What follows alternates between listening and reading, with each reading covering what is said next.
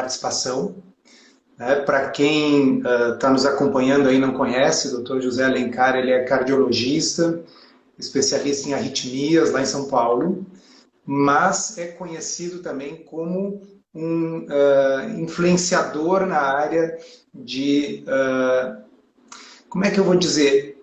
Ele ensina as pessoas através das redes sociais conceitos básicos aí de medicina baseada em evidência com uma capacidade ímpar de ser sucinto, né? De conseguir comunicar isso no Twitter em 280 caracteres, naqueles fios maravilhosos, com precisão, com bom humor, e acho que isso chamou a atenção aí de todos nós. E aí eu pensei, puxa vida, se alguém consegue fazer isso em 280 caracteres, imagina se a gente der 1 hora ou mais para falar, né? Então, bem-vindo. Obrigado, Souto. É um prazer estar aqui com você. Ali, ó, alguém está perguntando, cadê o livro do Dr. Alencar? Tá chegando, hein? O livro até o final desse semestre, eu espero que já esteja todo terminado. E eu já quero puxar uma coisa que você falou, Souto. Assim, eu só falo de medicina baseada em evidência, é só isso. Tudo que está nos meus tweets, nos meus posts, basta abrir um livro, pode ser o meu, tomara que seja o meu, pode ser qualquer outro. Vai estar lá, são conceitos básicos. Eu não tô inventando nada, não estou tirando coelho da cartola nenhuma. Exato. E esse é um dos motivos pelos quais eu quis convidar várias pessoas que trabalham com medicina baseada em evidência, que, como você, está publicando um livro sobre isso, ou que tem curso sobre isso. E uma coisa que os nossos espectadores vão perceber é que muitas coisas que nós falamos são parecidas, porque ninguém está inventando a roda, né? São conceitos de medicina baseada em evidência que se aplicam não só para a crise que a gente está vivendo do Covid-19, mas para a medicina como um todo, para o pensamento médico, para a racionalidade médica, né? Com certeza. Um argumento que muito se usa por quem quer demonstrar que, na verdade, a gente está sendo muito rigoroso na evidência científica durante a pandemia, é aquele de que só há, sei lá, 9% das condutas em cardiologia que são baseadas em evidências de nível 1A.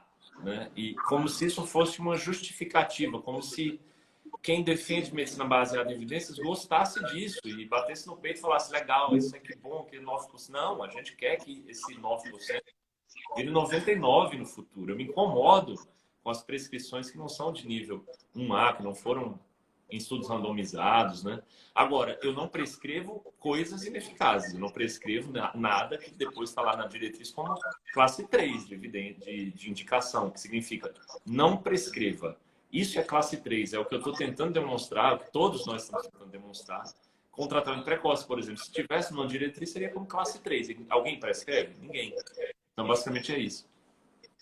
Perfeito. Isso aí é mais ou menos como eu que tenho 2 filhos, já estão grandes agora, mas assim, quando mandava um tomar banho e ele dizia que não queria porque afinal o outro não tinha tomado ainda, né? Então, assim, por que as diretrizes da cardiologia não tem muita coisa de nível A? Bom, então vamos fazer com que a cardiologia tenha mais evidências de nível A e não justificar que, bom, então ninguém precisa de evidência e pode se fazer qualquer coisa. Exatamente, né? Exatamente.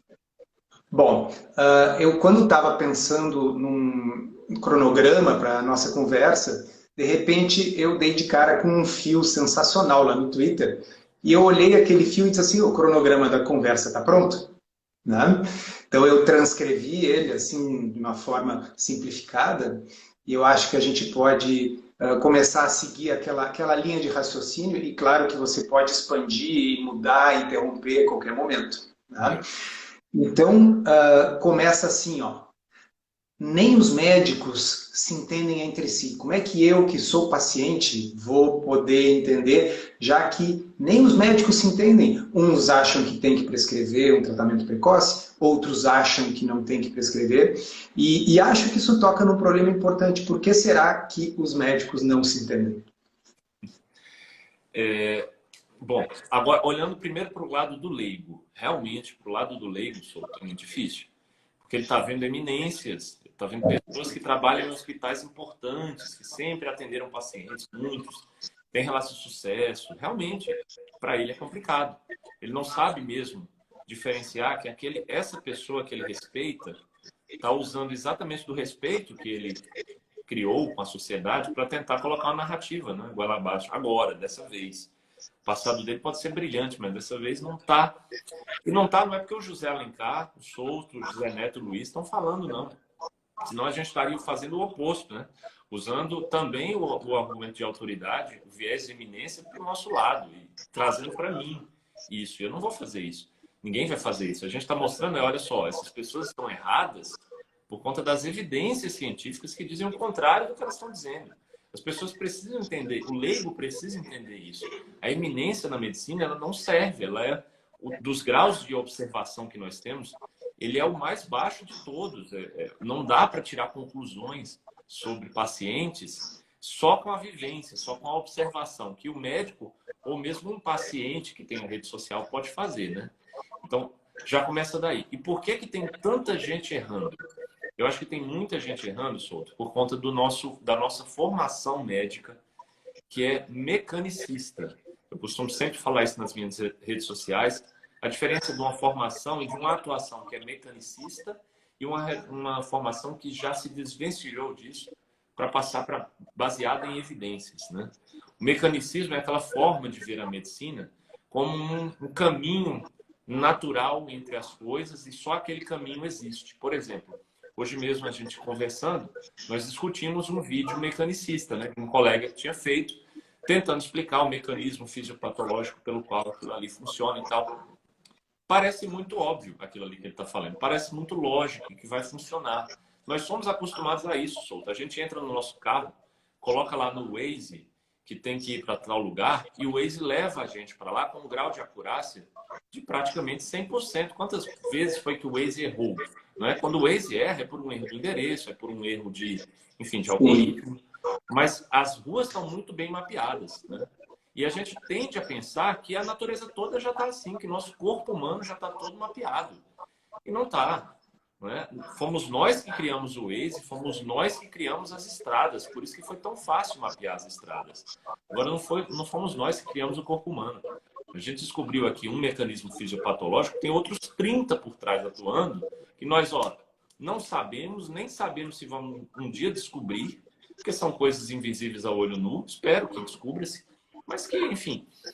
E quando nós vamos só com o mecanicismo para tentar tomar conduta, a gente já deu com os burros na água nisso aí. Tem um estudo histórico que, com certeza, os meus colegas já falaram aqui, mas acho que vale a pena, talvez alguém não tenha visto as outras lives, que é o estudo CAST, em que se mostrou que a flecainida, que era um antiarrítmico, ela, na verdade, estava aumentando a mortalidade das pessoas. Fazia muito sentido na década de 80. Tanto fazia sentido que os médicos da época não quiseram randomizar os pacientes, não quiseram colocar no estudo contra placebo. Porque olha só, eles não achavam ético.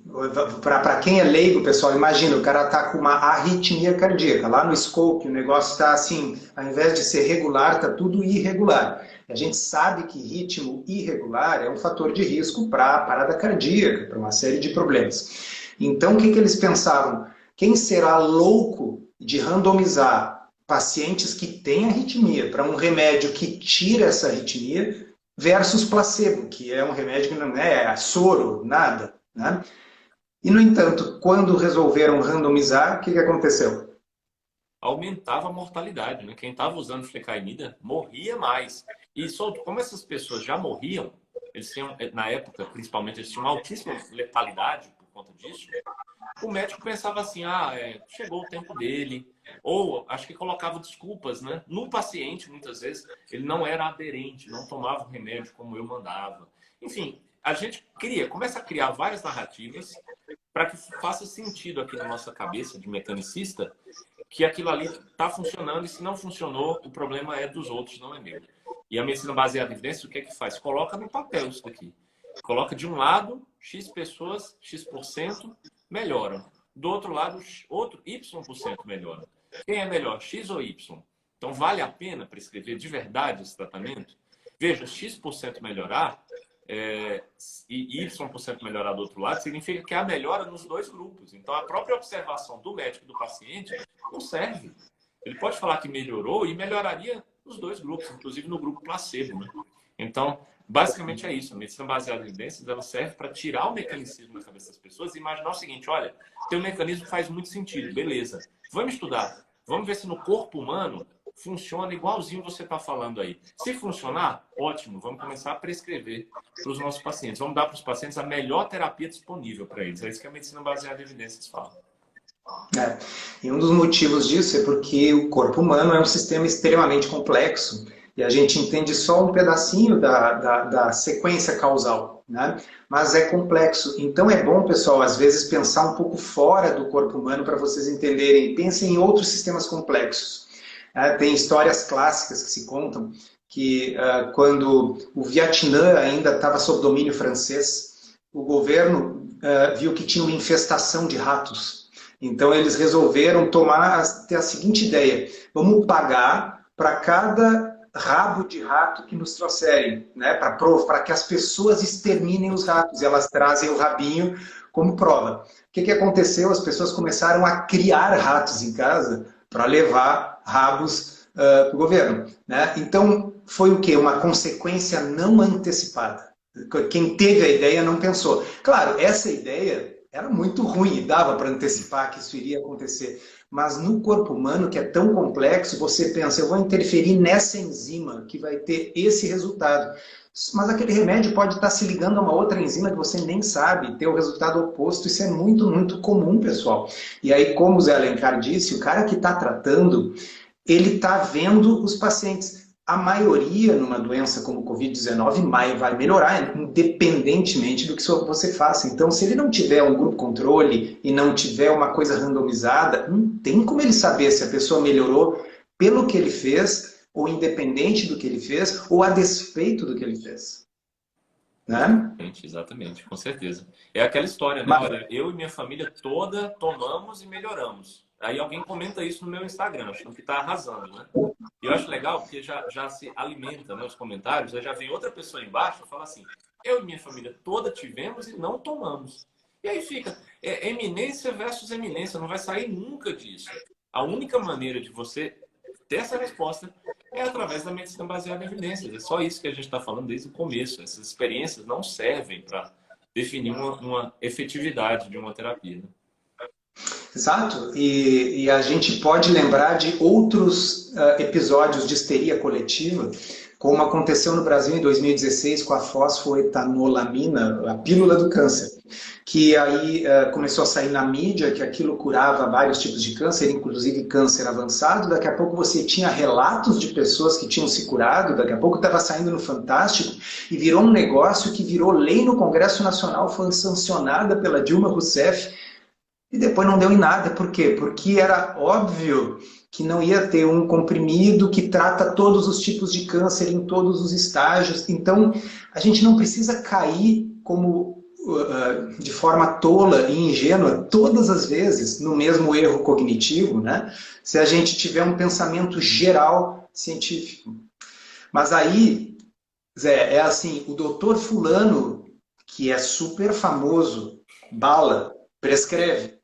E o doutor Cicrano, que é também famoso e médico dos empresários e dos políticos, não apenas ele prescreve, como quando ele teve Covid, ele usou e se curou. E aí?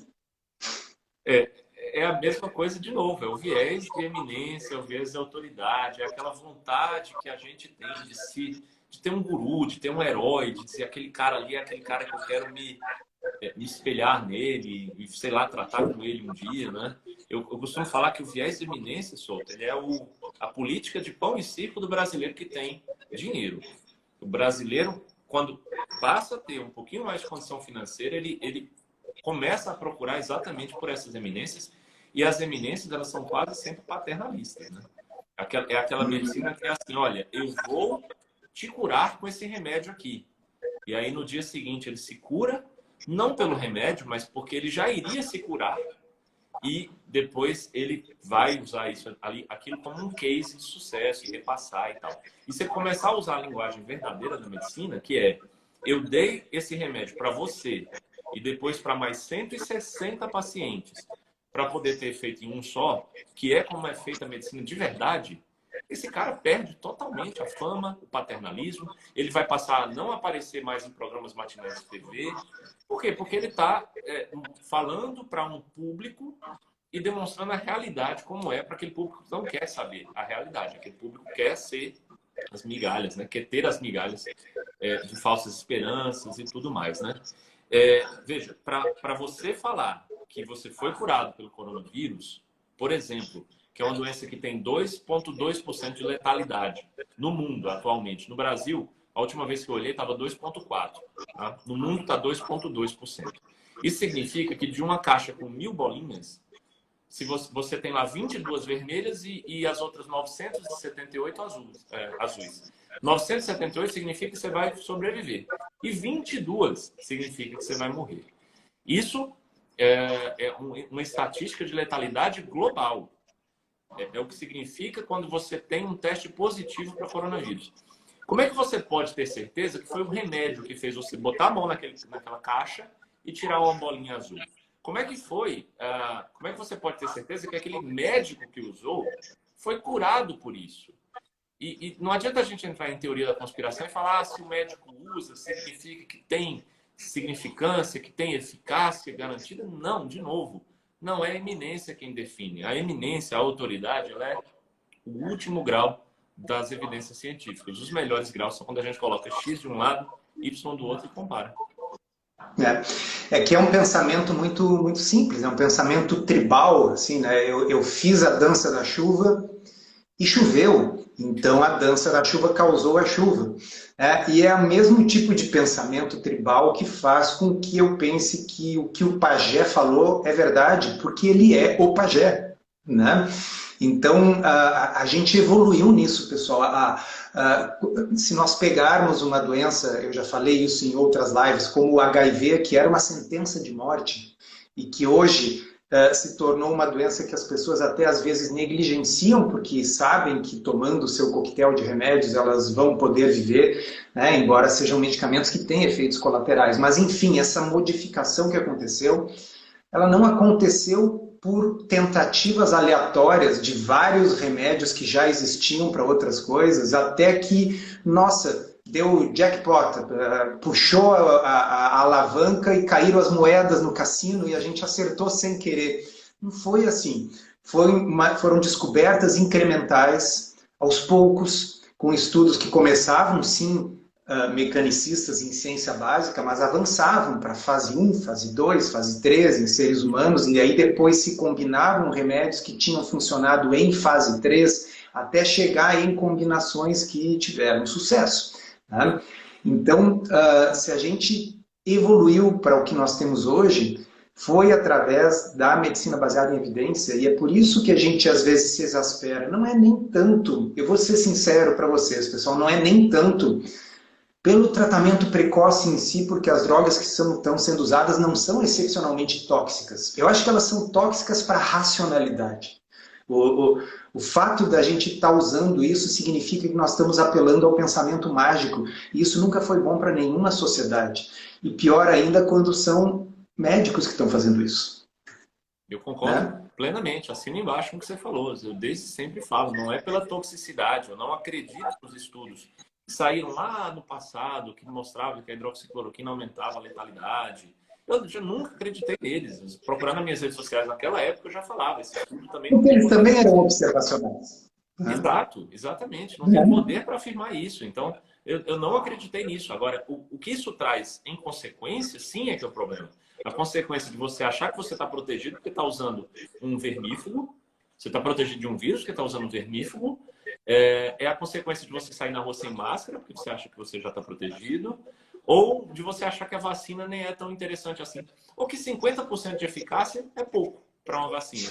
Como se a eficácia da ivermectina, se comprovada, conseguisse chegar aos pés disso. Né? Se for comprovado um dia como vai ser...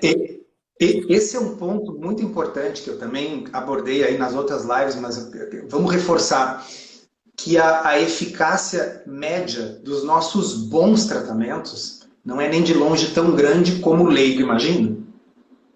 Né? Então, quando eu uso um medicamento que comprovadamente vai diminuir a chance de um desfecho ou de morte, tratar hipertensão, tratar colesterol, tratar diabetes, né? Esses remédios, então as novas drogas para o diabetes que mostraram efetivamente uma redução do risco cardiovascular, eu preciso tratar um monte de gente para evitar uma morte. Não é um negócio que um médico começaria a tratar no seu consultório e diz assim, nossa, desde que eu comecei a usar esse remédio ninguém mais morre. Pessoal, isso não existe, isso é fantasia. Isso não existe na medicina, né? Então, assim, a magnitude, acho que o NNT da maioria dos remédios deve ficar o quê? Entre 20, 30, né? Dos bons. Os consagrados, sim, exatamente. Né? Exatamente. NNT, pessoal, assim, precisa tratar 30 para um se beneficiar. Então, essa ideia de que toda a minha família tomou um negócio e todo mundo ficou bem, e achar que isso é por efeito do remédio, seria um NNT de um. Eu precisaria tratar uma pessoa para beneficiar uma. Isso não existe fora do mundo dos unicórnios. Exatamente, perfeito. Exatamente. Né? 20 pessoas, se a família tem 20 pessoas colocaram a mão nessa caixa que tem 978 bolinhas azuis e tiraram 20 bolinhas azuis. Qual é a chance disso acontecer? Enorme. A maior chance de todas é essa, é que todo mundo pegue bolinha azul mesmo. Né? Então, não, esse relato... Isso e nada não muda muito, né? Exato. Bom, aí vem aquela pergunta fatal. E quem é você, Zé Alencar, para falar sobre isso? Quantos casos você já tratou? Você está na linha de frente, por acaso? Se eu responder isso, Souto, eu vou estar caindo no papo de quem quer que eu tente usar o meu argumento de autoridade, o meu viés de eminência nisso aqui. E não, eu não vou usar viés de eminência jamais. O que eu estou falando, você pode colocar qualquer tweet meu. Pega as palavras-chave do meu tweet, ou do que nós estamos conversando aqui agora, joga no Google espaço NCBI, que é quando você procura uma coisa no Google para tentar te direcionar para o PubMed. Pronto, faz isso. Você vai ver que tudo que eu falo tem alguma coisa, tem alguma referência bibliográfica. Eu estou só falando medicina baseada em evidência, só isso, não estou inventando nada. Exatamente. E outra, por exemplo, eu não sou cardiologista, tá? Mas nada me impede de pegar, olhar no PubMed, ver o estudo órbita lá e poder debater com alguém e dizer, olha, eu acho que usar, acho que é o órbita que fala, né, da questão dos stents em quem tem sintomas comparado com sham procedure, né? Então, assim, eu não preciso ser cardiologista para poder avaliar a evidência se eu tiver as ferramentas da medicina baseada em evidência. Ou como um exemplo que eu usei esses dias debatendo com alguém, eu digo, olha, um crítico de música não precisa ser um cantor ou um músico. Né? Um comentarista de esportes não precisa ser um ex-atleta. Né? Então, a gente pode ter conhecimento sobre uma coisa sem estar na linha de frente, e estar na linha de frente, olha que interessante, vamos ver o que você acha do que eu vou dizer. O médico que está na linha de frente, às vezes, é o menos apto a ver se uma coisa está sendo eficaz ou não. Concordo. Como assim? Porque ele está emocionalmente envolvido e ele não tem um grupo controle. E fora isso se chama viés do especialista, né? Tem um cara, um americano que eu gosto muito dele, inclusive ele é um dos que me fez começar, né, a analisar a evidência, que se chama John Mendrola. Ele fala isso, ele fala, olha, eu sou eletrofisiologista e eu acho que, como eu sou também, e eu acho que não deveriam ser os eletrofisiologistas a estudar a questão do CDI para profilaxias primárias e secundárias, o cardiodesfibrilador implantável. Enfim, uma coisa que é do eletrofisiologista, ele acha que não deveria sermos nós a pesquisar. Por quê? Porque nós temos aquele viés de especialista. A gente já implantou muitos, a gente sabe como é que é a cirurgia, se a cirurgia em tal paciente vai demorar mais tempo, vai ter mais complicação. Nós já somos enviesados a pensar que aquilo ali funciona em determinado tipo de paciente, em outro não, porque foi o que nós vimos na nossa prática, e a nossa prática não serve para nada, absolutamente, é isso que eu estou falando desde o começo. E se a gente tiver que colocar para medicina baseada em evidências, vamos chamar um pessoal aqui que sabe fazer pesquisa, não é? E vamos chamar depois um pessoal que sabe analisar a pesquisa para ver se isso funcionou direitinho. É isso aí. Perfeito. Mas então, quer dizer que você sugere ficar em casa esperando o pior? Essa frase, Souto, eu recebo comentário disso, acho que diariamente. Uma pessoa chega pensando que agora vai lançar ali a bomba, a bala de prata contra mim, porque é um argumento genial, né, na cabeça dessa pessoa. E assim, esse argumento sai parte do pressuposto de que a terapia funciona, né?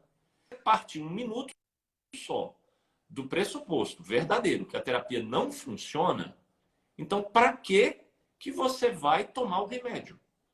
Então, qual é a diferença entre o que você acabou de escrever e tomar o remédio? Essa diferença só existe em quem não acredita no que eu estou falando, em quem não está partindo do pressuposto que eu estou tentando entregar aqui para você, entendeu? E quem não parte nem do pressuposto, Zé, não está interessado em mudar de opinião, né? Essa pessoa está interessada em vir no meu Instagram para me combater, enfim, não está interessado em mudar. Quem está interessado em mudar, quando surgir uma dúvida como essa, gente, quem está nos assistindo, parta do pressuposto, por um segundo só. Fecha o olho e pensa assim, bom, o que eu vou fazer indo até a farmácia, gastar, sei lá, X reais para comprar esses comprimidos? Se os comprimidos não funcionam, qual é a diferença? Não funcionam, não tem eficácia, zero, tá? Qual é a diferença entre ficar em casa? Né? Que é o que se faz, porque não há terapia. Eu gostaria de oferecer, né? Você também, Souto. Quem não gostaria? Sim. Quem não gostaria? Nós amamos os nossos pacientes, né? Eu só não gosto de enganar eles. Nós não gostamos de enganá-los, né? É só isso. É que é um amor sincero, né? A gente não conquista ele com mentiras. E veja, é fácil para o médico. Eu vou tentar explicar para as pessoas que estão nos ouvindo que eu não acho que na maioria das vezes haja uma má intenção. Tá? O que há são esses vieses que a gente está falando, a pessoa começa a dar o tratamento e as pessoas melhoram, porque 98% delas vão melhorar independentemente do que você faça. Mas a pessoa fica muito agradecida porque você deu um placebo, né? Você deu um remédio e a pessoa acredita que foi porque você tratou. Então, significa que você foi atencioso, que você fez alguma coisa. Né? Então, isso vai dando um feedback positivo para o profissional, que passa a se sentir bem. Então, a dopamina que isso libera no cérebro é quase uma droga para o profissional. Né? Eu estou ajudando. E aí, daqui a pouco, isso começa a se espalhar dentro de bolhas de WhatsApp, e o indivíduo está convencido de que se ele não fizer isso, ele está sendo negligente. Não, não. A gente parte na medicina, como na ciência de resto, do pressuposto da hipótese nula, de que as coisas não funcionam, porque, no mais das vezes, elas não funcionam. Né? E aí você tem que provar que funciona. E tem uma frase sensacional sua, Zé Alencar, que eu vi no Twitter, que é assim: se você está usando uma droga ineficaz, só o que resta é o dano. Né? Você não tem chance de ter benefício. A chance de prejuízo tem, mesmo que seja pequena.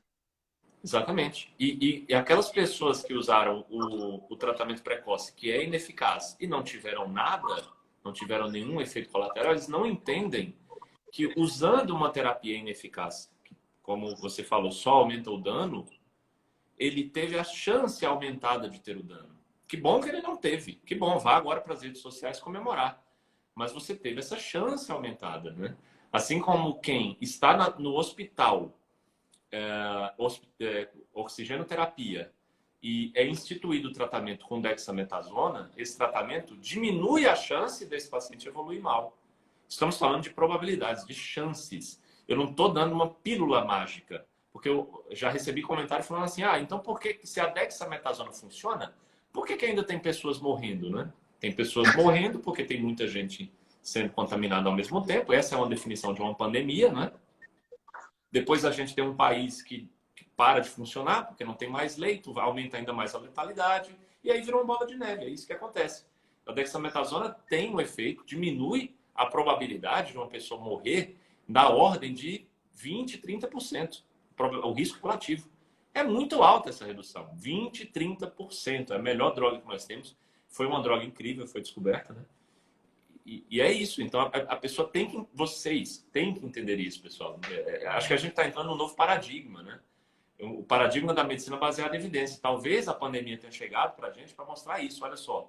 precisamos mudar. Não dá para a gente continuar desse jeito, achando que em medicina vai ser sempre tão fácil como uma molécula leva a um problema e se eu corrigir esse problema, eu vou corrigir a doença. Não é assim? É. Uma pessoa que nós dois admiramos, que é o Vinay Prasad, né? Um oncologista americano. O Vinay Prasad uma vez escreveu no Twitter que ele achava que precisava realmente uma reformulação do currículo, porque se passa 2 anos aprendendo ciclo de Krebs e coisas desse tipo, que não vão tornar você um melhor médico, né? E aí ele perguntava, eu quero que alguém me diga aqui, alguém que, né, formado, especialista, qual foi a última vez que saber de cor o ciclo de Krebs ajudou.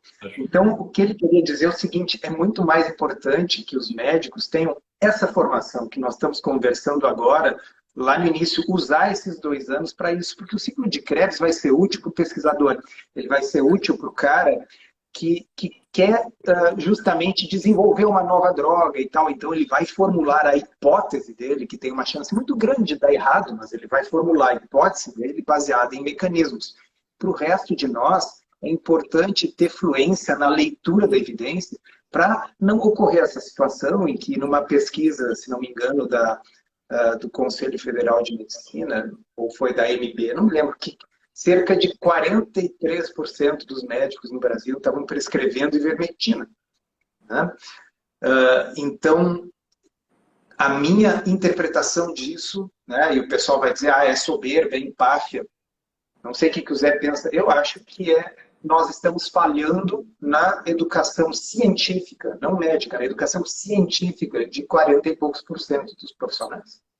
Souto, eu acho assim, nunca vai ser soberba, nunca vai ser arrogância a gente trazer o mais correto. É só isso que nós estamos propondo. Olha, existe uma ciência, que é a medicina baseada em evidências, que está sendo aqui jogada no lixo por quem está defendendo o tratamento precoce, pelas pessoas que, inclusive, estão produzindo os estudos sobre isso e analisando. Todas elas, quando no final concluem que é bom, elas estão jogando a medicina baseada em evidências no lixo, porque elas estão manipulando dados, manipulando a própria ciência para falar isso. Então, nunca vai ser arrogância ou soberba. Eu acho que você está corretíssimo. A gente tem que começar, e eu conversei isso com o Zé Neto esses dias, eu acho que a gente tem que começar com os mais jovens mesmo, para fazer pelo menos eles entenderem que o mecanicismo morreu, o que existe agora é a medicina baseada em evidências, essa é a nova ciência, né, para se fazer medicina. E para os mais velhos, vamos tentar pegar essas pessoas também. Elas são muito mecanicistas, né? Quanto mais velho vai ficando, porque vai adquirindo experiência, entre aspas, né? Mas eu acho que a gente consegue também, aos pouquinhos. Estamos fazendo ali um trabalhinho, aos poucos, crescendo devagar, porque quem abre uma rede social para falar de tratamento precoce, no outro dia está com milhares, centenas de milhares de seguidores. Sim. Vamos crescer devagarinho, que acho que a gente já consegue fazer a nossa parte, né? Mais uma, essa aqui é muito boa. Onde está o ensaio clínico randomizado que mostra que dipirona trata a Covid-19? Porque está propondo usar dipirona, mas cadê o estudo que mostra que dipirona trata a Covid-19? Você está propondo que fique em casa, então cadê, né? Cadê a dipirona funcionando? Olha, dipirona é um sintomático. É um remédio que nós prescrevemos e administramos em busca de resolver aquele sintoma que o paciente está tendo. E a resolução de sintomas, é muito óbvio isso. A resolução de um sintoma logo no seu início, ela vai fazer eficaz, né? Com terapias eficazes. Ela vai fazer com que, se aparecer um outro sintoma, aquele outro sintoma seja sozinho, apareça sozinho naquele corpo, porque você já controlou o primeiro. Então, você não deixa virar uma bola de neve com o paciente. É muito plausível isso. É óbvio que se você dá dipirona e você observa imediatamente em todos os pacientes que você prescreve, ou na imensa maioria, que há uma redução da temperatura corporal e há uma melhora da dor. Esse é um tipo de terapia que nós fazemos e nós observamos o resultado imediato dele. Então, não há necessidade de ensaios clínicos para um tipo de terapia que tem um resultado assim.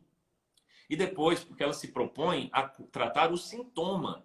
Ela não se propõe a tratar a doença em si. Então, tratar o sintoma é eficaz, porque eu vejo isso, todo mundo vê isso. Não precisa de um ensaio clínico X e Y para me dar essa resposta. É diferente daquelas 1000 bolinhas. É outra história aqui, né? E depois, como ela está tratando só o sintoma e não a doença, ela não está tendo a ambição de se transformar no milagre dessa terapia, porque ela não é um Isso. milagre. Ela vai só tentar resolver o sintoma para que, se aparecer outro depois, aquele outro fique sozinho e depois outro sozinho. E depois o paciente não tem uma constelação de sintomas que vai fazer ele piorar muito mais rápido. Então, isso aí, pessoal, é o que a gente chama de um sofisma. Né? Então, assim, o sofisma é...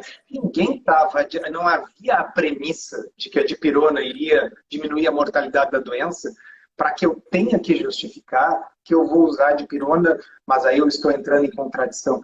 E, se eu estivesse dizendo eu uso dipirona e graças a isso nenhum dos meus pacientes morreu, ou como o pessoal diz, nenhum dos 500 pacientes que eu tratei morreu, porque esse pessoal trata, inclusive, de noite, quando está no banheiro, eles estão tratando para conseguir tratar 500 pacientes na duração da pandemia.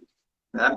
Mas, enfim, não é isso que está se dizendo. A gente está tratando a dor, o que é uma coisa correta e humana de se fazer. Não importa se a dor foi porque você martelou o dedo quando estava pregando um quadro na parede, ou se a dor é dor no corpo porque você está com uma doença febril.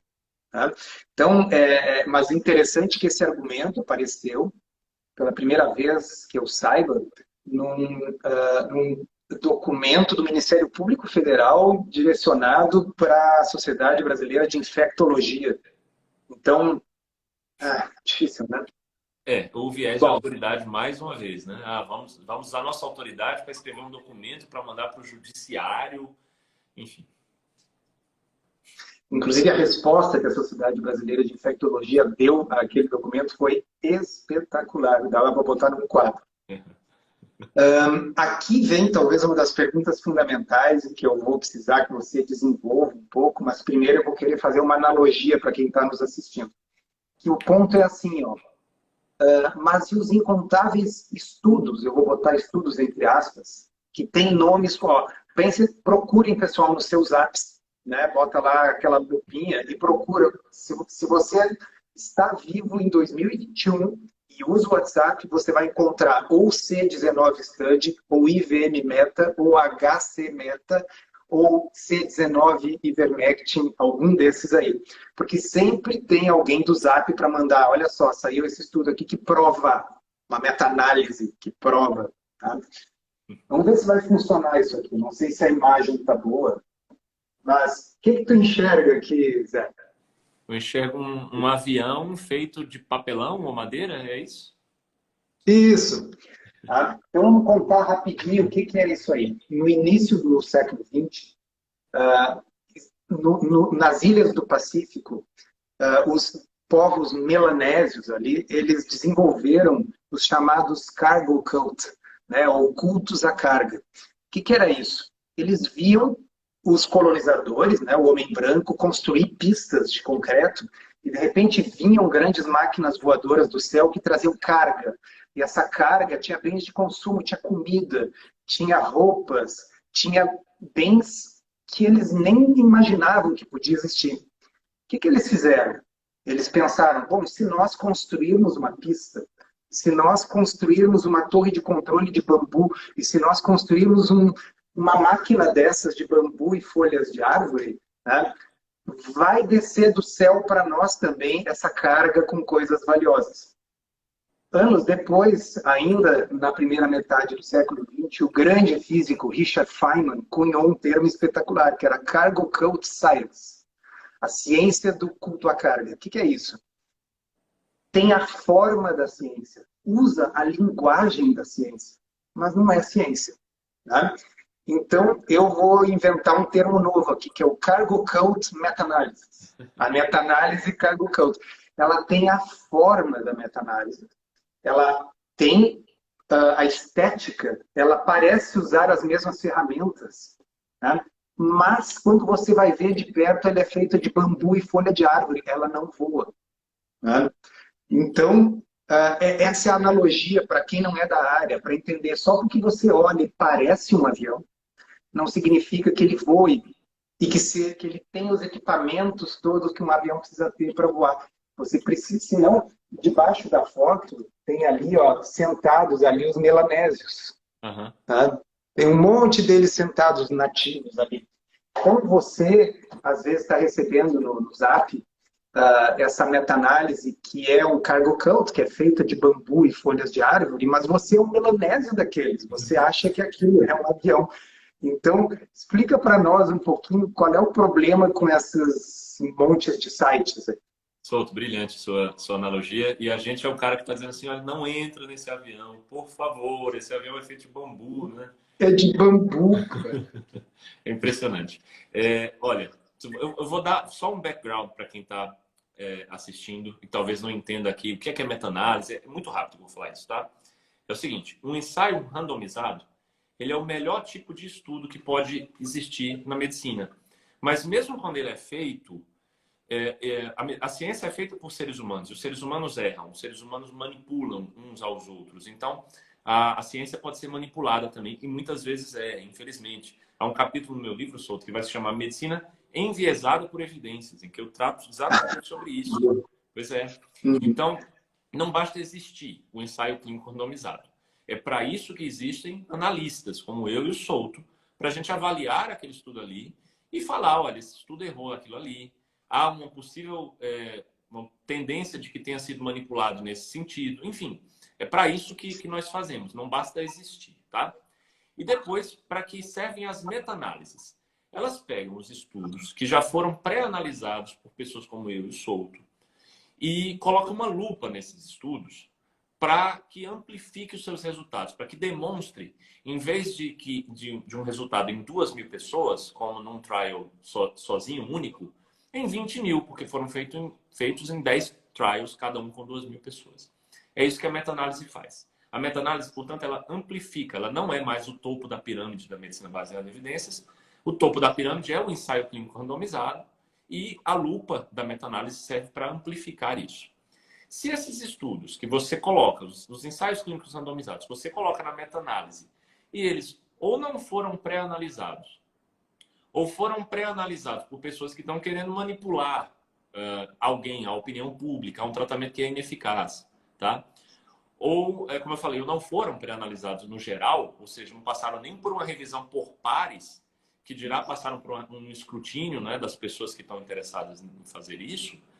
Então você amplifica isso. É a famosa frase que fala assim, olha, lixo entra, lixo sai. Se eu colocar uma lupa para olhar o lixo, eu vou ver lixo amplificado.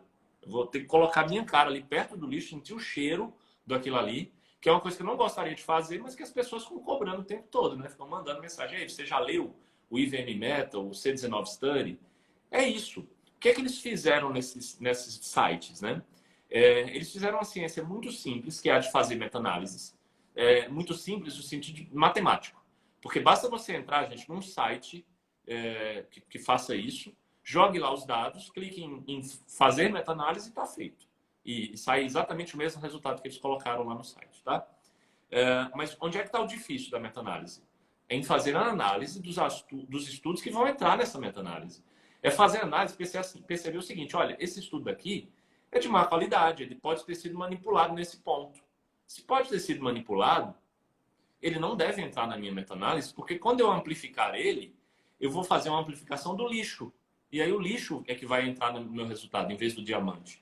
Né? E é isso que esses sites eles não fazem. Eles fizeram a parte mais simples, que é a de fazer o cálculo matemático. Ela é de verdade muito simples, que basta entrar no site e jogar os dados lá. Tá? Mas eles não fizeram a parte mais importante. Eles não fizeram de propósito. Você percebe quando entra no site que ele foi feito para ludibriar, para enganar as pessoas. Você entra no site e ele já começa com uma frase que diz assim, olha, a chance da ivermectina não funcionar é de 1 em 45 trilhões. Olha a frase que ele já fala no início. E depois ele começa a jogar os dados lá, todos de má qualidade, né? Os estudos bons eles não colocam, porque os bons são negativos, tá certo? Então, é isso. Tanto o IVM Necta, como o C19 Study, como sei lá, qualquer um que aparecer desse tipo, de que não tem autoria de ninguém, né? São pessoas escondidas que estão fazendo isso. Não são evidência científica. Sabe quem é evidência científica, Souto? É a Cochrane, que já fez meta-análise. E o que a meta-análise de uma instituição séria demonstrou? Que não tem benefício. Então, até aquelas pessoas que falam assim, olha, não foi comprovado também que não existe eficácia. Foi comprovado. foi comprovado que não existe eficácia através dos estudos que já tem de boa qualidade dessas terapias e depois de uma meta-análise da lupa da Cochrane que amplificou o diamante, amplificou os bons estudos. E isso demonstrou um resultado negativo. Perfeito. Na verdade, quando a gente olha uma meta-análise de verdade, não essa de bambu, mas uma de verdade, o que a gente vê é que tem os critérios de busca da literatura pré-definidos e os de inclusão e os de exclusão. E você vai vendo que eles colocam assim, nós colocamos esses termos de busca e achamos 50 mil artigos. Né? Aí depois nós utilizamos esses vários filtros e sobrou 7 artigos. Exatamente. Né? Então, é o contrário do que a gente vê nesses sites, que basicamente qualquer coisa entra, né? E exceto aqueles estudos maiores e mais bem feitos. Né? E assim, eu acho que às vezes é pouca familiaridade com o processo da ciência, com outros exemplos no passado e tal. É relativamente comum que surja uma hipótese, ela seja testada num estudo piloto, onde ela mostra um grande efeito inverossímil, né? E à medida que aquilo vai sendo testado em estudos maiores e mais bem feitos, o efeito vai diminuindo até que num estudo porrada ele desaparece e não se refuta a hipótese nula. Isso é meio que a regra, né? Não é uma exceção. Então, não é raro que alguma coisa que pareça que funciona. É que eu outro dia também dei esse exemplo. Eu não é que eu saiba tanta matemática, assim, eu fiz a pesquisa no Google. Tá? Se eu lançar uma moeda 1000 vezes para cima, eu tenho 38% de chance de ter uma sequência de 10 coroas ou 10 caras. Tá? Então, desde que eu tenha uma multiplicidade de tentativas muito grandes, eu estou fadado a encontrar algo muito improvável. Tá? Especialmente se a amostra for pequena. Eu tento 1000, mas eu mostro uma amostra de 10. Porque se eu mostrar a amostra das 1000, vai dar 50% de cara e 50% de coroa. Mas se eu fizer isso 1000 vezes, filmar todas as 1000 vezes, mas publicar o filme das 10 consecutivas, eu convenço qualquer um de que aquela moeda ou eu somos mágicos. Né? Então, estudos pequenos, vários estudos pequenos, têm altas chances de ter sequências de caras, sequências de coroas. Por isso que estudos maiores não é assim porque a gente tem um fetiche por um N grande. Né? É porque à medida que o estudo vai ficando pequeno, diferenciar o sinal do ruído se torna impossível. Né? E aí, pegando esse teu exemplo aí, da lupa, né? Veja, se eu tenho uma gravação que tem muito ruído e eu aumento o volume dela, fica ruído alto, não fica sinal. Né? Brilhante, exatamente. São exemplos, a gente tenta, né, dar exemplo para ver assim, daqui a pouco alguém tem uma epifania. Né? Muito legal. Bom, vamos lá. Essa aqui tu não vai conseguir notar. Assim, ó, a cidade X instituiu o tratamento precoce. Praticamente os hospitais lá estão vazios, né? Enquanto que a cidade Y, que não fez o tratamento precoce, está no caos epidemiológico. E aí, como é que a gente explica? Olha, Souto, esse também é um argumento super utilizado, né? As pessoas chegam e mandam, olha, a cidade de Porto Seguro, a cidade, sei lá, enfim, qualquer uma aí, está lidando muito bem, porque normalmente é um prefeito que institui na cidade o tratamento precoce, e isso, em tese, tem sido responsável pela melhora dos indicadores e tal. Mesmo que os indicadores tenham melhorado de verdade, quando aconteceu essa prescrição, o que já é de duvidar, porque um prefeito ele tá buscando voto, não é? E se ele institui uma medida falsa e populista, ele quer que essa medida funcione da mesma maneira, populista, então ele pode usar de mentiras para fazer isso funcionar, né? Então, mas mesmo que isso seja verdade, não se faz comparação entre cidades diferentes, estados, países diferentes para concluir risco individual. Olha, nós somos muito mal acostumados com isso, tá? Outro dia eu estava assistindo um jornal sério que estava mostrando um estudo lá que era uma comparação entre países e demonstrava, daí tirava algum risco individual sobre isso. Né? Nós temos que ser coerentes, isso não funciona em absolutamente nenhum tipo de conclusão, nós não podemos mesmo. Porque isso é a falácia ecológica, Souto. Isso também está em Ecológica. qualquer capítulo introdutório de medicina baseada em evidências, falácia ecológica. Eu não estou inventando a roda aqui, tá? E tem um exemplo muito clássico disso, que é o exemplo de um cientista chamado Emile Durkheim, que ele comparou duas cidades, uma cidade que tinha maioria protestante, outra cidade que tinha maioria católica, e ele detectou que uma das duas, agora eu não lembro qual, tinha uma taxa de suicídios maior do que a outra. E ele concluiu por esse estudo, baseado nesse estudo, que a taxa de suicídio era maior nessa cidade devido à religião, que agora eu não lembro mais qual das duas que era, tá? E isso ficou ali por muito tempo, sendo uma realidade, até que alguém foi lá revisar os dados e percebeu que era exatamente aquela pessoa da religião protegida que estava se suicidando mais naquele país em específico. E ele estava se suicidando mais, sei lá, porque, sei lá, as pessoas não podiam ir ao teatro, não sei, algum fator como esse. Existem centenas, milhares, talvez milhões de fatores que expliquem uma mudança em números de uma comunidade. Pronto, comunidade é a palavra certa, porque eu quero falar cidade, estado e país ao mesmo tempo. Aqui no Brasil, isso pode se explicar por populismo do prefeito, isso pode se explicar pelos médicos que estão prescrevendo acreditarem muito nessa terapia, e quando um paciente acaba evoluindo mal, eles acabam não atestando o óbito como deveriam, com as causas que deveriam, né? Isso pode se explicar porque depois que a cidade passa por um período muito ruim, ela retorna à média. Então, estava muito, muito, muito, muito ruim. Aí o prefeito decide tomar a medida populista de instituir o tratamento precoce. Uma coisa que está muito ruim, ela tem uma chance muito boa, isso eu ouvi numa live, foi você que falou isso, né, essa semana, a maior chance é que retorne à média, ao normal, né? Então, há muitas coisas que expliquem, é por isso que não podemos comparar. Isso aí é um negócio que está em qualquer livro introdutório de estatística, chama-se regressão à média, né? E vale para tudo, pessoal. Assim, vocês podem ter certeza que se a bolsa subiu muito, ela vai cair, né? Vocês podem ter certeza que se uma pandemia está muito pior num determinado lugar, ela tem altas chances de melhorar, né? Porque é da natureza estatística das coisas tentar regressar à média. E aí, obviamente, o pensamento mágico atribui a seja lá o que for que eu fiz naquele momento, né? É aquela coisa, aconteceu depois, deve ter sido devido àquilo, que é um pensamento, assim, bem da infantilidade do pensamento lógico, né?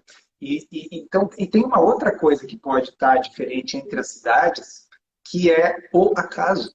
Elas podem ser diferentes simplesmente ao acaso.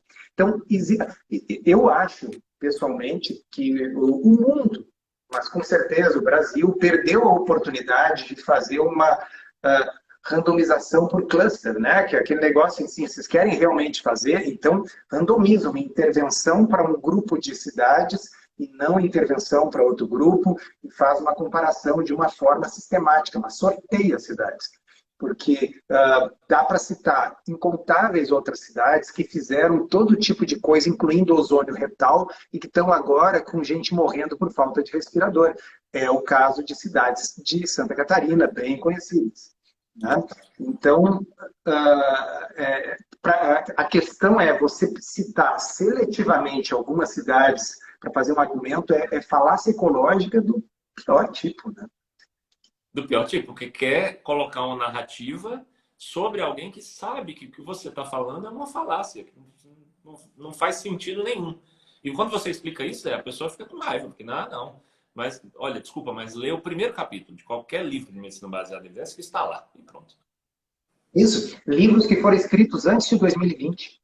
Tá? Não há nada político ali naquele livro. Né? Bom, mas é assim, não. Essa aqui também é bem comum. A pandemia é uma guerra. Nós não temos como esperar pela ciência. Como que vocês esperam que dê para fazer um grande ensaio clínico randomizado, multicêntrico, internacional, com vários desfechos durante uma pandemia? Será que é possível? Souto, é impressionante que a gente ainda ouve isso atualmente e ouve isso de médicos às vezes, né, Souto? É impressionante. Nós temos o Recovery Trial, que é um ensaio clínico incrível, multicêntrico, internacional, que ainda está randomizando pacientes para testar terapias, né? Que façam sentido, terapias que têm boa probabilidade pré-teste, porque eles não vão torrar dinheiro com vermífugos e antiandrogênicos da vida, né? As vacinas. Olha o quanto que nós evoluímos em um ano só. Nós não só tivemos a produção do mecanicismo das vacinas, eu falei mal do mecanicismo lá atrás, mas o mecanicismo é o pontapé inicial. Então, nasceu o pontapé inicial mecanicista e a vacina, pronto, por causa disso, vamos prescrever? Não, vamos para os estudos. Fase 1, fase 2, fase 3 foram terminados. Quando termina a fase 3, você já pode vender, já pode comercializar. E aí vai para a fase 4. Então, eu já ouvi argumentos de colegas falando assim, olha, usa o mesmo rigor que você está falando do tratamento precoce com a vacina. Estou usando. Os estudos com a vacina são bons, são de boa qualidade, eu já analisei eles. Tem ali uma pequena quantidade de viés, uma pequena conclusão que ele não poderia ter feito e concluiu. Coisas isoladas, mas o resultado é robusto. Faz sentido, tem boa probabilidade pré-teste, tem boa probabilidade pós-teste. É o jeito que nós temos para sair dessa pandemia, o tratamento da comunidade em geral. Enfim, Fala, senhor. Esse exemplo das vacinas, ele é espetacular porque ele permite mostrar uma série de incoerências nos argumentos. Então, vamos lá. Primeiro, se eu fosse fazer com as vacinas a forma como está sendo feito com o tratamento precoce, eu deveria pegar o seguinte, todas as vacinas que tem, né, febre amarela, sarampo e tal, vamos dar, vai que uma previne para o Covid. Né? E não vamos testar, porque não tem tempo, porque nós estamos no meio de uma guerra. Né? Então, e aí o que aconteceu? Eu ia começar a vacinar todos os meus pacientes para a febre amarela e 98% iam ficar curados. Né? E aí eu ia estar convencido que a vacina da febre amarela funciona. Então, esse seria o raciocínio se nós agíssemos com as vacinas com a mesma irracionalidade que nós agimos com o resto. Tá? Agora, vamos lá. O pessoal argumenta que eu devo usar o remédio da malária, o vermífugo, para tratar Covid, porque, afinal, o risco é baixo. E eu não tenho um ensaio clínico randomizado fase 3. A vacina que eu tenho ensaio clínico randomizado fase 3 com dezenas de milhares de pessoas e que mostrou segurança completa nesse período, quer dizer, a incidência de efeitos adversos foi igual no placebo e no grupo tratamento, com exceção de, sei lá, dor no ombro. Tá? Essas eu digo não, muito perigoso. É um tratamento muito perigoso, não vou usar. Então, parece que é uma necessidade de botar o sinal negativo na frente e fazer o contrário do que a racionalidade diria. Eu uso remédios sem evidência, sem ensaio clínico e ignoro os eventuais efeitos adversos que poderia ter. Eu pego vacinas que passaram por fase 1, 2 e 3, que são seguras, portanto. E aí eu recomendo que não use. Então, literalmente 2 pesos, 2 medidas. É difícil para mim entrar na cabeça isso aí. É só porque é quase que uma necessidade interna de ser do contra. Souto. E o pior é que, assim, você está falando da pessoa que produziu essa fake news, né? E essa pessoa que produziu tem uma necessidade de ser do contra, porque ele está defendendo uma narrativa, possivelmente uma narrativa política. Mas o leigo, Souto, ele é bombardeado por isso, dependendo dos grupos de WhatsApp que ele tem, que ele participa, ele vai ser bombardeado por isso o dia inteiro e aquilo ali é a verdade para ele. Ele não está ouvindo uma opinião diferente, entendeu? Ele não segue o Souto, o José Alencar no Instagram e mesmo quando ele seguir, depois como ele já passou 2 meses só ouvindo que a vacina faz mal e que o tratamento precoce é que é a solução para essa pandemia, ele não vai acreditar de cara, né? E aí ele vem com esse argumento leigo, tudo isso que nós comentamos aqui, né? Pena que acontece com o médico também. O médico leigo, lógico. Né? Mas acontece. Essa é uma expressão sensacional. Essa expressão é assim, a melhor de todas. Médico leigo. Né? Exato. Porque é isso, o médico que em 2021 não tem um entendimento de medicina baseada em evidência, ele é um médico leigo. Ele é alguém que vai ser manipulado pelo representante da indústria farmacêutica, ele é alguém que vai ser manipulado no congresso médico, ele é alguém que vai ser manipulado, sim, pelo WhatsApp. Com Né? certeza, com certeza. Então, voltando lá àquela primeira pergunta, né? Puxa vida, se nem os médicos se entendem entre si. Eu acho que é um bom o litmus test, né? Aquele teste que você faz assim para tentar diferenciar, né? Dê uma olhada qual é a opinião daquele profissional sobre outros assuntos relacionados à medicina baseada em evidência e isso vai ajudar a entender se ele segue uma estratégia de medicina baseada em evidência. Não é muito fácil, daqui a pouco, se você não é da área médica, mas você conhece um médico que estuda, que gosta de medicina baseada em evidência, pergunte a ele quem ele indica em determinada especialidade, né? Assim como, enfim, você chama alguém na sua casa para arrumar o seu ar-condicionado ou para fazer algum instalação hidráulica, você pede referências também, né? E acho que a gente precisa pedir referências, especialmente de quem vai cuidar da nossa saúde. Com certeza, Souto. Mas isso é uma faca de dois gumes, né? Porque tem pessoas que estão travestidas de um médico baseado em evidências e, na verdade, eles estão usando esse conhecimento para manipular, né? Então, eu não vou citar aqui nomes, mas tem muito aí que você entra lá na conta dele e ele está falando dos mesmos estudos que nós comentamos, só que manipulando tudo para que aqueles números pareçam benéficos, né, para as pessoas. Então, realmente, para o leigo está muito complicado. Por que ele Tá acreditará muito. em nós e não naquela pessoa lá, né? Agora, eu acho que uma maneira de sair desse checkmate, isso é uma coisa que eu sugeri para um colega médico meu, é o seguinte, olha, você confia no UpToDate? Então entra no UpToDate e vê lá quem é que tá falando aqui o que é verdade, o que está certo, o que não é.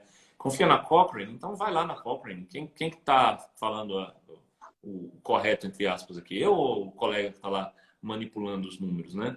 Então, basicamente é isso. Para o leigo, eu acho que é exatamente o que você falou, Souto. É tentar procurar também uma pessoa pelo seu comportamento agora nessa pandemia, né? E ver se por acaso ele não está sendo populista nas coisas que ele está fazendo, né? Porque existe um caminho muito fácil, que é o de abrir uma conta no Instagram e começar a falar bem do tratamento precoce. Em poucos dias você está com centenas de milhares de seguidores já. Existe o caminho difícil, que é o que nós fazemos, dando a cara a tapa, recebendo comentário, crítica o tempo todo, infundadas inclusive, né? Uma outra coisa que eu acho que pode ser útil normalmente o indivíduo que cai nessas narrativas, né, são indivíduos desconfiados, indivíduos céticos até demais, né, eles assim, porque a indústria farmacêutica quer nos enganar, porque os governos querem nos enganar, porque o prefeito quer nos enganar. Então, use esse seu ceticismo para pensar o seguinte: se tivesse um tratamento tão eficaz assim, barato, por que o resto do mundo não está usando? Né? Por que os Estados Unidos não estão usando isso? Por que a Alemanha não está usando? Aí alguém diz assim, mas olha só, a Europa, os portugueses estão pedindo. Não, isso foi uma notícia que saiu numa rede de televisão, virou um print de um político e circulou nos grupos de Zap. E foram o quê? Existem médicos mecanicistas em todos os países. E Né? leigos. Médicos leigos. Tá? Agora, o que nós não temos em nenhum desses países são as instituições acadêmicas ou os governos propondo esses desatinos. Né? Porque, não se engane, mais uma vez, para quem tem esse pensamento de teoria de conspiração, assim, vamos pensar numa conspiração. Então, o Bill Clinton, o George Soros se juntaram, né, numa conspiração global junto com Israel, né, e aí eles querem faturar com a pandemia, não sei bem como. Tá? Bom, aí a pandemia saiu do controle e agora tem lockdown e as fábricas estão tendo que produzir menos porque as pessoas estão comprando menos e a economia não está bem. Tá?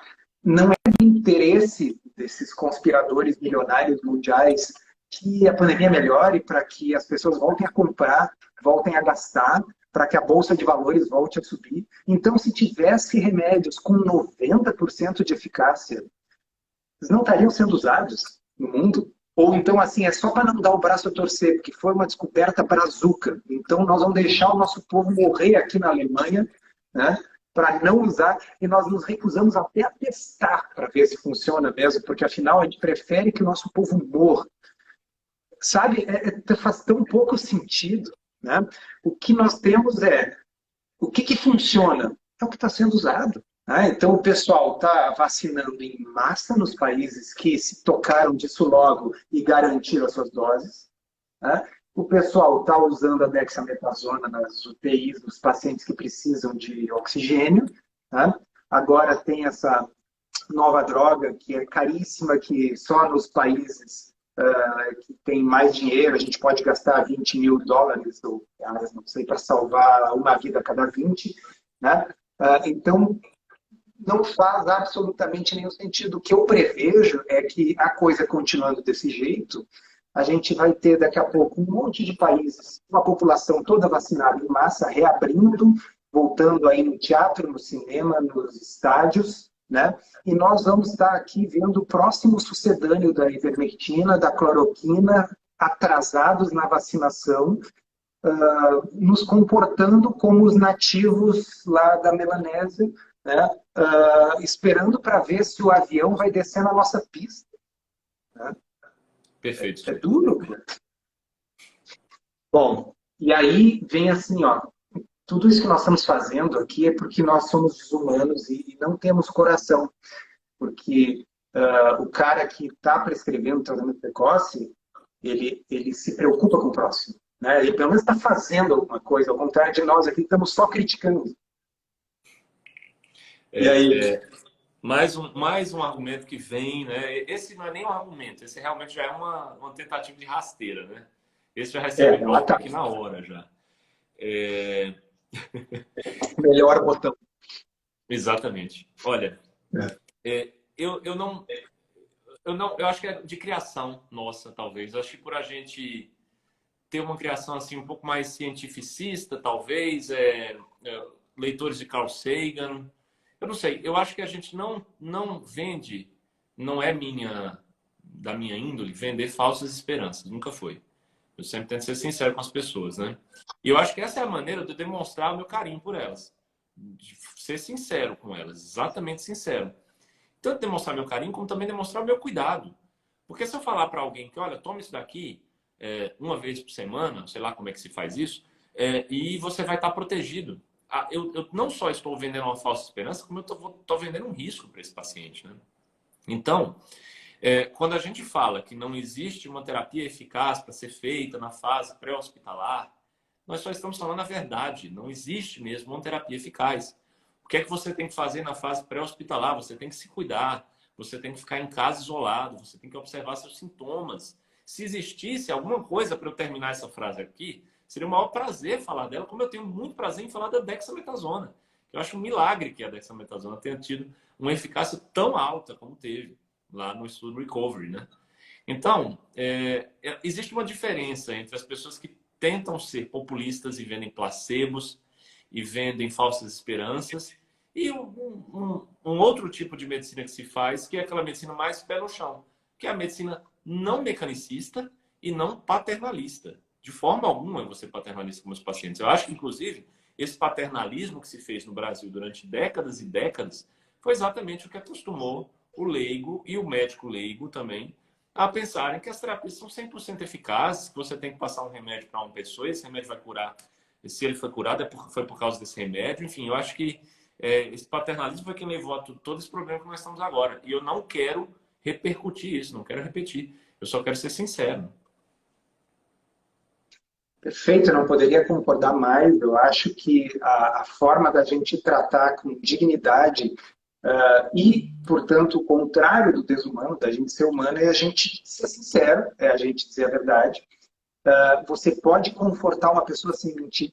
Assim, dentro da urologia, eu sempre trabalhei com uro-oncologia, ou seja, com câncer.